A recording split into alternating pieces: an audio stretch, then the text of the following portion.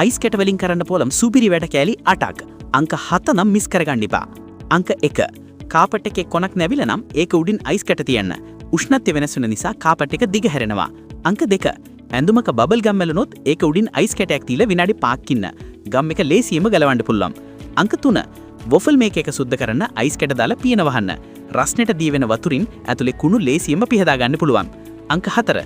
උයනකොට වතුර උතුරලා පිටාර යනවා නම් ඉක්මනින්ම අයිස් කැටයක් දාන්න. පිටාර යන එක එකපාරටම නවතිනවා. අංක 5. කෑම එකේ තෙල් වැඩි නම් අයිස් කැටයක් මතු පිටින් යවන්න. සීතල නිසා වැඩිපුර තෙල් අයිස් කැටයට ඇලෙනවා. අංක 6.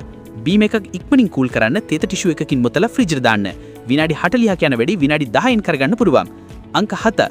ඔළුවේ කැක්කුමට මහපට ඇගිල්ලයි දබර ඇගිල්ලයි අතරට අයිස් කැටයක් තියන්න. ස්නායු හරහා වේදනාව අඩු කරලා සහනයක් දෙනවා. අංක 8. බිත්තර පෙට්ටි විසි කරන්න එපා. ඒවට වතුර පුරවලා ෆ්‍රීසර් එකේ තිබ්බම නියම අයිස් මෝල්ඩ් එකක්. අනිවාර්යෙන් try කරන්න.